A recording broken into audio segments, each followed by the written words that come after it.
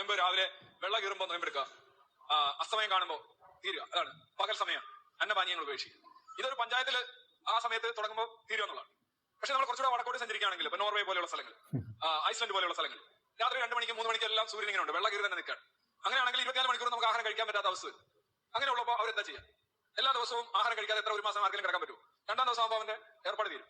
ഈ രവിചന്ദ്രന്റെ അച്ഛനും അമ്മയും നേരിട്ട് കണ്ടിട്ടില്ലായിരുന്നുവെങ്കിൽ എന്ന് ഞാനൊന്ന് സങ്കല്പിച്ചാൽ എങ്ങനെ ഉണ്ടായിരിക്കും?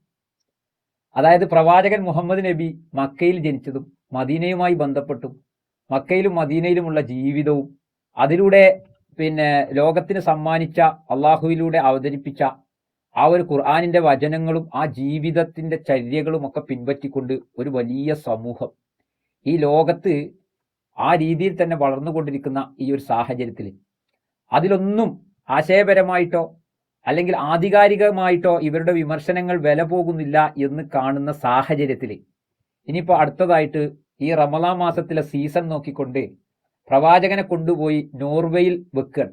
കാരണം നോർവേയിൽ സൂര്യൻ അസ്തമിക്കുന്നില്ല. അപ്പൊ അങ്ങനെയാണെങ്കിൽ എങ്ങനെയാണ് അവിടെ മുസ്ലിങ്ങൾ നോമ്പ് നോൽക്കുക എന്നുള്ള ആ ഒരു സങ്കല്പത്തിലൂടെയൊക്കെയാണ് ഇനി അടുത്ത വിമർശനവുമായിട്ട് ഇവരെ പോലെയുള്ള ആളുകൾ രംഗത്ത് വരുന്നത്. പേരിന് യുക്തിവാദി എന്നുള്ള ആ ലേബലില് സത്യത്തിൽ രവിചന്ദ്രനൊക്കെ സംഘപരിവാര ആശയങ്ങളെ കൂട്ടുപിടിച്ചുകൊണ്ട് ആ രീതിയിൽ തന്നെ മുസ്ലിം സമുദായത്തിന് എതിരെ എന്തൊക്കെ പ്രചരണങ്ങൾ സൃഷ്ടിക്കാം, എന്തെല്ലാം കള്ളക്കഥകൾ സൃഷ്ടിക്കാം എന്നുള്ള അത്തരം ഗവേഷണങ്ങളുടെ ഭാഗമായിട്ട് അത്തരം ചിന്തകളിൽ നിന്നാണ് ഇങ്ങനെ സങ്കല്പങ്ങളിലേക്ക് മടങ്ങേണ്ടി വരുന്ന ഗതികേട്. കാരണം ആശയപരമായിട്ട് തോൽപ്പിക്കാൻ കഴിയാത്ത ആ ഒരു സാഹചര്യത്തിലാണ്, പിടിച്ചു നിൽക്കാൻ കഴിയാത്ത സാഹചര്യത്തിൽ സങ്കല്പങ്ങളിലേക്ക് പോവുകയാണ്. സത്യത്തിൽ ഇസ്ലാമിനെ കുറിച്ച് നമ്മൾ കൃത്യമായി മനസ്സിലാക്കുമ്പോൾ ഇസ്ലാമിന്റെ ഏതൊരു ആചാരങ്ങളിലും പ്രയാസം അനുഭവിക്കുന്ന ആളുകളുടെ പ്രയാസത്തെ കണക്കിലാക്കിക്കൊണ്ട് തന്നെ അത്തരം വിശ്വാസികളുടെ വിശ്വാസപരമായ കാര്യങ്ങളിൽ പല ഇളവുകളും നൽകിയ മതമാണ് ഇസ്ലാം മതം എന്നുള്ളത്. അതിപ്പോ ഈ നോമ്പിന്റെ കാര്യത്തിൽ മാത്രമൊന്നുമല്ല. ഇപ്പോ ഈ രവിചന്ദ്രൻ അടക്കമുള്ള ആളുകൾ ഇങ്ങനെ കാണുകയാണ്, അതായത് നിസ്കാരം നിന്ന് നിസ്കരിക്കേണ്ട ഒന്നാണ്. സ്വന്തം സുഹൃത്ത്, അതായത് ഇപ്പൊ രവിചന്ദ്രൻ പറയാണ് എന്റെ സുഹൃത്ത് ജാഫറിന്റെ കാലൊടിഞ്ഞു, ഇനി അവൻ എങ്ങനെ നിസ്കരിക്കും? രവിചന്ദ്രന്റെ മനസ്സിൽ അത്രേ ഉള്ളൂ. നേരെ മറിച്ച് ഇസ്ലാം അനുവദിച്ച് നൽകിയ എത്രയോ വിശാലമായ ഒരു കാഴ്ചപ്പാടും അതേപോലെ തന്നെ ഇളവുകളെ കുറിച്ചും പഠിക്കാൻ രവിചന്ദ്രൻ തയ്യാറായില്ല എന്ന് മാത്രമല്ല, ഈ കാലൊടിഞ്ഞതിനെ മാത്രം ആസ്പദമാക്കിയിട്ട് സമൂഹത്തിൽ വന്നിട്ട് പൊട്ടത്തരം വിളിച്ചു പറയാൻ ഇത്തരം രവിചന്ദ്രന്മാർ തയ്യാറായി കഴിഞ്ഞാൽ, അല്ലെങ്കിൽ എക്സ് മുസ്ലിം എന്നുള്ള ആ പേരിലൊക്കെ അറിയപ്പെടുന്ന കുറെ ആളുകളുണ്ടല്ലോ, അവരൊക്കെ അത്തരത്തിൽ തയ്യാറായി കഴിഞ്ഞാൽ ആ വിഡ്ഢിത്തം കേൾക്കാൻ ആളുകൾ ഉണ്ടാകും. നേരെ മറിച്ച് കാലൊടിഞ്ഞ ജാഫറിന് നിന്ന് നിസ്കരിക്കാൻ കഴിയില്ല എങ്കിൽ, ഞാൻ ഉദാഹരണം പറയാൻ, നിന്ന് നിസ്കരിക്കാൻ കഴിയില്ല എങ്കിൽ ഇരുന്ന് നിസ്കരിക്കാനുള്ള ഓപ്ഷൻ കൊടുത്ത ഇസ്ലാമിന്റെ പ്രത്യയശാസ്ത്രം, അതേപോലെ തന്നെ ഇരുന്ന് നിസ്കരിക്കാൻ കഴിയാത്ത അവസ്ഥയിലാണ് എങ്കിൽ കിടന്നുകൊണ്ട് നിസ്കരിക്കാൻ അനുമതി കൊടുത്ത ആ ഒരു ഇളവിന്റെ പ്രത്യയശാസ്ത്രം. ഇനിയിപ്പോ ശരീരം മുഴുവനും തളർന്നു കിടക്കുകയാണ്, അതേപോലെ തന്നെ മനസ്സും ഓർമ്മശക്തിയും ഉണ്ട് എങ്കിൽ കണ്ണിന്റെ പോള കൊണ്ട് അല്ലെങ്കിൽ മനസ്സുകൊണ്ട് ഓർമ്മശക്തി കൊണ്ട് നമസ്കരിക്കാനുള്ള ഇളവ് കൊടുത്ത ആ ഒരു പ്രത്യയശാസ്ത്രം. ഇതിലൊക്കെ ഇളവുകളുണ്ട്. മാത്രവുമല്ല, ഓരോ ഇസ്ലാമിന്റെ ആരാധനാ കാര്യങ്ങളിലും ബുദ്ധിമുട്ട് അനുഭവിക്കുന്ന ആളുകൾക്ക്, പ്രയാസം അനുഭവിക്കുന്ന ആളുകൾക്ക് ഇളവുകൾ ഉണ്ട് എന്നുള്ളത് വളരെ വ്യക്തമാണ്. ഇപ്പൊ നിങ്ങൾ നോക്കൂ നിസ്കാരത്തിന്റെ കാര്യം. ഇനിയിപ്പോ നോക്കൂ, നമ്മുടെ സക്കാത്തുമായി ബന്ധപ്പെട്ട് എല്ലാ മുതലുകൾക്കും സക്കാത്ത് കൊടുക്കണോ? വേണ്ട. നേരെ മറിച്ച് ഒരു വർഷം പൂർത്തീകരിച്ച വിൽപ്പനയുമായി ബന്ധപ്പെട്ടുള്ള കാര്യങ്ങൾ, അതേപോലെ തന്നെ നമ്മുടെ വരുമാന മാർഗമാണെങ്കിൽ അതിന് ഒരുപാട് ഇളവുകൾ ഉണ്ട്. ഇതൊക്കെ കൃത്യമായി പണ്ഡിതന്മാർ ഇന്നും നമുക്ക് പറഞ്ഞു തരുന്ന ഒരു കാര്യമാണ്.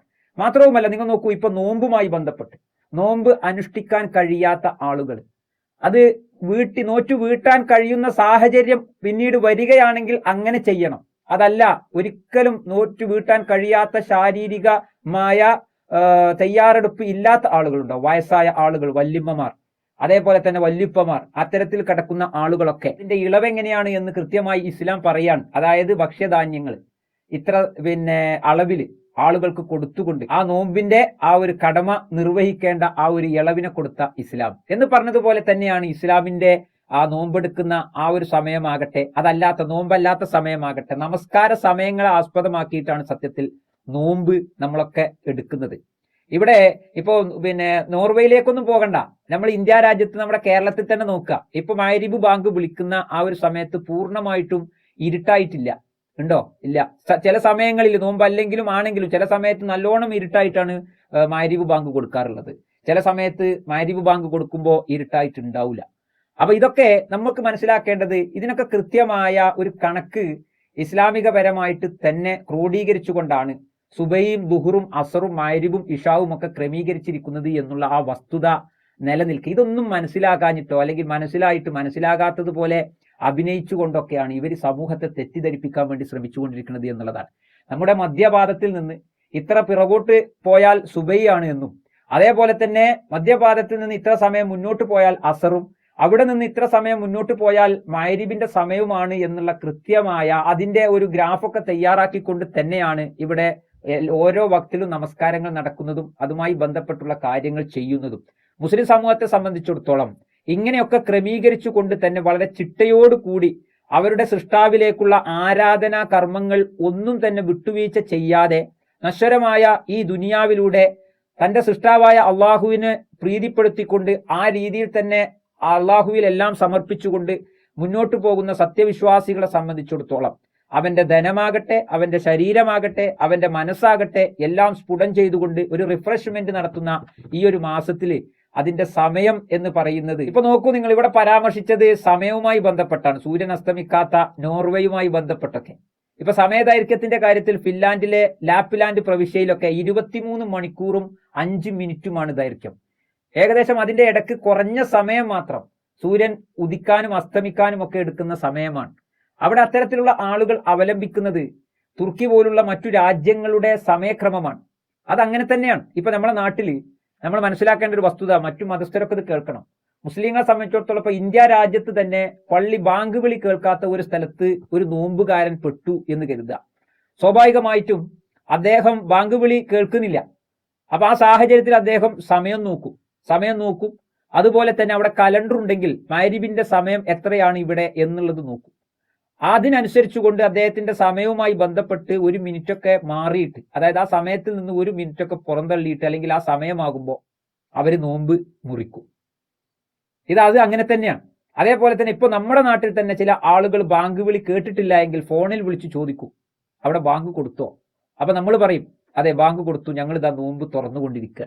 അവിടെ ബാങ്ക് വിളി കേൾക്കാത്ത ഒരു ബുദ്ധിമുട്ടിലാണ് ആ ഒരു വിശ്വാസി ഉള്ളത് എങ്കിൽ അത് വിശ്വസനീയമായ ഒരാളോട് വിളിച്ച് ചോദിച്ചുകൊണ്ട് നോമ്പ് മുറിക്കുന്നതിന് ഇസ്ലാം ഒരിക്കലും വിലക്കിയിട്ടില്ല.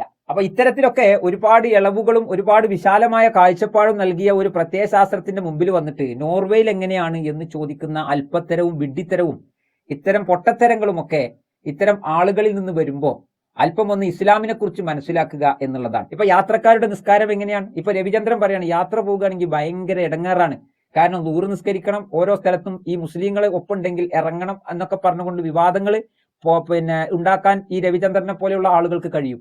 നേരെ മറ്റ് സത്യം എന്താണ്? അങ്ങനെ യാത്ര ചെയ്യുന്ന ഒരു മുസ്ലിമിനെ സംബന്ധിച്ചിടത്തോളം നിസ്കാരത്തിന്റെ കാര്യത്തിൽ പോലും ചുരുക്കി കൂട്ടി മറ്റു നിസ്കാരത്തോടൊപ്പം കൂട്ടി നിസ്കരിക്കാനുള്ള ഇളവ് കൊടുത്ത ഒരു പ്രത്യയശാസ്ത്രമാണ് ഇസ്ലാമിൻ്റെത്. ഇതാണ് ഇസ്ലാമിന്റെ ആരാധനാ കർമ്മങ്ങളിൽ അത്തരം സാഹചര്യങ്ങൾ മനസ്സിലാക്കിക്കൊണ്ട് ഒരുപാട് ഇളവുകൾ ഈ നോമ്പിന്റെ കാര്യത്തിൽ മാത്രമല്ല, നിസ്കാരത്തിന്റെ കാര്യത്തിൽ മാത്രമല്ല, സക്കാത്തിന്റെ കാര്യത്തിൽ മാത്രമല്ല, ഇനിയിപ്പോ ഹജ്ജിന് തന്നെ പറയുന്നത് എങ്ങനെയാണ്? ഹജ്ജ് ഇസ്ലാമിന്റെ ഒരു കർമ്മമാണ്, ഒരു ആരാധനാ കർമ്മമാണ്. ഇസ്ലാമിന്റെ ആരാധനാ കർമ്മങ്ങളുടെ എണ്ണത്തിൽ എണ്ണപ്പെട്ട ഒരു കർമ്മം തന്നെയാണ്. പക്ഷെ അവിടെ പറയുന്നത് ജനങ്ങളുടെ ബുദ്ധിമുട്ട്, വിശ്വാസികളുടെ ബുദ്ധിമുട്ടും സാമ്പത്തികവും അതേപോലെ തന്നെ യാത്രയും ഒക്കെ മനസ്സിലാക്കിക്കൊണ്ട് തന്നെ ബുദ്ധിയുള്ള ആളുകളെ ഒന്ന് ചിന്തിച്ചു നോക്കൂ. പ്രവാചകൻ കഅബയുടെ അടുത്താണ്, ആ കഅബയിലേക്കാണ് ഹജ്ജിന് വേണ്ടി വരുന്നത്. പക്ഷേ പ്രവാചകൻ അവിടെ പറയാണ്, വഴിയാലും തടിയാലും മുതലാലും സാധിച്ചാൽ, കാരണം പ്രവാചകൻ അറിയാം ഈ ലോകത്തിന്റെ വിവിധ ഭാഗങ്ങളിൽ നിന്ന് ഇത് നിർബന്ധമാക്കി വരണമെന്ന് പറഞ്ഞാൽ വിശ്വാസികളായ ആളുകൾക്ക് ഒരുപാട് ബുദ്ധിമുട്ടുണ്ടാകും. അത് ഒരുപാട് ദൂരത്ത് നിന്ന് വരുമ്പോൾ ഇതേപോലെ ഫ്ലൈറ്റ് ടിക്കറ്റ്, അതേപോലെ തന്നെ മറ്റുള്ള, നിങ്ങളൊന്ന് ആലോചിച്ച് നോക്കൂ, അത്രത്തോളം ദീർഘവീക്ഷണമായിട്ട് പ്രവാചകനായിട്ട് തന്നെ അവതരിപ്പിച്ചതാണ് മുഹമ്മദ് നബിയെ എന്ന് ആ വാക്കിലൂടെ മാത്രം ചിന്തിക്കുന്നവർക്ക് ദൃഷ്ടാന്തമുണ്ട്. കാരണം സാമ്പത്തികമുണ്ടെങ്കിൽ, അതേപോലെ തന്നെ സാമ്പത്തികം ഉണ്ടായിട്ട് കാര്യമില്ല, തടി കൊണ്ട് കഴിയുമെങ്കിൽ, അതേപോലെ തന്നെ യാത്രാ മാർഗമുണ്ട് എങ്കിൽ, ഇങ്ങനെയെല്ലാം എന്തെങ്കിലും ഒന്ന് തടസ്സമുണ്ടെങ്കിൽ ആ വ്യക്തിക്ക് അത് നിർബന്ധമില്ല. ഇതാണ് ഇസ്ലാം. ഇതാണ് ഇസ്ലാമിന്റെ ആശയം. അങ്ങനെയാണ്. അപ്പൊ അത്തരത്തിൽ ആശയപരമായിട്ട് ഇസ്ലാമിനെ തോൽപ്പിക്കാൻ കഴിയാത്തിടത്താണ് ഈ രവിചന്ദ്രനെ പോലെയുള്ള ആളുകളൊക്കെ ഇങ്ങനെ സങ്കല്പ സിദ്ധാന്തങ്ങളുമായിട്ടൊക്കെ വന്നുകൊണ്ട് ഒന്ന് തോണ്ടി നോക്കുന്ന ഒരവസ്ഥ. പലപ്പോഴും ഇസ്ലാമിന്റെ ശത്രുക്കളായ ആളുകൾ പറയുന്ന ഒരു കാര്യം, ഇസ്ലാം വാളുകൊണ്ടുണ്ടാക്കിയ ഒരു മതമാണ് എന്നുള്ളതാണ്. നേരെ മറിച്ച് നിങ്ങളൊന്ന് ആലോചിച്ച് നോക്കൂ, ഇന്ന് ആശയം അറിഞ്ഞുകൊണ്ട് അതിലേക്ക് ആയിരക്കണക്കിന് ആളുകൾ വന്നുകൊണ്ടിരിക്കുകയാണ്. ഒരു വാളുകൊണ്ടുമല്ല ഇസ്ലാം പ്രചരിച്ചിട്ടുള്ളത്. ഇസ്ലാമിനെ എതിർക്കാൻ വന്ന, ഇസ്ലാമിനെ ഇല്ലായ്മ ചെയ്യാൻ വന്ന ശത്രുക്കളോട് ഇസ്ലാം പ്രതിരോധം തീർത്തിട്ടുണ്ട്. അതിലൊരു തർക്കമില്ല. നേരെ മറിച്ച് ഇസ്ലാമിന്റെ ആശയങ്ങളെ പറഞ്ഞു കൊടുക്കുന്നിടത്ത് ഒരിക്കലും ഒരു ബലപ്രയോഗവും നടത്താത്ത, ആ ആശയത്തെ മനസ്സിലാക്കിക്കൊണ്ടാണ് ലോകത്ത് നിന്ന് എത്രയോ ആളുകൾ ഇന്നും ഇസ്ലാമിലേക്ക് ചേക്കേറിക്കൊണ്ടിരിക്കുന്നത് എന്നാണ്. അവിടെയാണ് രവിചന്ദ്ര താങ്കളെപ്പോലെയുള്ള പൊട്ടത്തരങ്ങളുമായി വന്നിട്ട് ഇസ്ലാമിനെ കുറിച്ച് ഒരു ചുക്കും അറിയാതെ ഈ രീതിയിലുള്ള പടുവിഡിത്തങ്ങളുമായി വരുമ്പോൾ ഇസ്ലാമിന്റെ ആരാധനാ കർമ്മങ്ങളിൽ, നോമ്പ് മാത്രമല്ല മറ്റുള്ള ആരാധനാ കർമ്മങ്ങളിലൊക്കെ എന്തെല്ലാം ബുദ്ധിമുട്ടുന്ന ആളുകൾക്ക് സാഹചര്യങ്ങൾക്കനുസരിച്ചുകൊണ്ട് എന്തെല്ലാം ഇളവുകൾ ഇസ്ലാം നൽകിയിട്ടുണ്ട്. അത് രവിചന്ദ്രൻ പറഞ്ഞതുകൊണ്ട് നൽകിയ ഇളവുകളല്ല, അത് പ്രവാചക കാലത്ത് തന്നെ ആ മക്കയിലും മദീനയിലും ഇരുന്നു കൊണ്ട് ഈ ലോകത്തെ വിശ്വാസികൾ എങ്ങനെയായിരിക്കുമെന്നുള്ള ആ ഒരു വലിയ ദിശാബോധത്തോടു കൂടി അത് അങ്ങനെ തന്നെ ക്രമീകരിച്ച ഒരു ആശയത്തിന്റെ പേരാണ് ഇസ്ലാം എന്നുള്ളത്. ആ ആശയത്തെ ആഴത്തിൽ പഠിച്ചുകൊണ്ട്, എല്ലാ രീതിയിലും പഠിച്ച് മനസ്സിലാക്കിക്കൊണ്ട് മുന്നോട്ട് പോകാൻ താങ്കളെപ്പോലുള്ള ആളുകൾക്ക് കഴിയട്ടെ എന്ന് ആത്മാർത്ഥമായി ആഗ്രഹിച്ചുകൊണ്ട്, ഇല്ലാത്ത പൊള്ളത്തരങ്ങളിലൂടെയും വിഡ്ഢിത്തരങ്ങളിലൂടെയും മുന്നോട്ട് പോകാനാണ് താങ്കളുടെ തീരുമാനമെങ്കിൽ ആശയപരമായിട്ട് പ്രതിരോധിക്കാൻ മുസ്ലിം സമൂഹം എക്കാലത്തും ആശയപരമായ സംവാദങ്ങൾക്ക് തയ്യാറാണ് എന്ന് ഓർമ്മപ്പെടുത്തിക്കൊണ്ട്, നിങ്ങളെക്കാൾ വലിയ വിമർശകരെ കണ്ട ഒരു പ്രത്യയശാസ്ത്രത്തിന്റെ മുമ്പിൽ രവിചന്ദ്രന്റെ പൊട്ടത്തരങ്ങൾക്ക് എന്ത് വില എന്നുള്ളത് ഓർമ്മപ്പെടുത്തിക്കൊണ്ട് കാര്യങ്ങളെ കാര്യമായി മനസ്സിലാക്കാനും അത് ഉൾക്കൊള്ളാനും എല്ലാവർക്കും കഴിയട്ടെ എന്ന് ആത്മാർത്ഥമായി ആഗ്രഹിച്ചുകൊണ്ട് നിർത്തുന്നു. നന്ദി.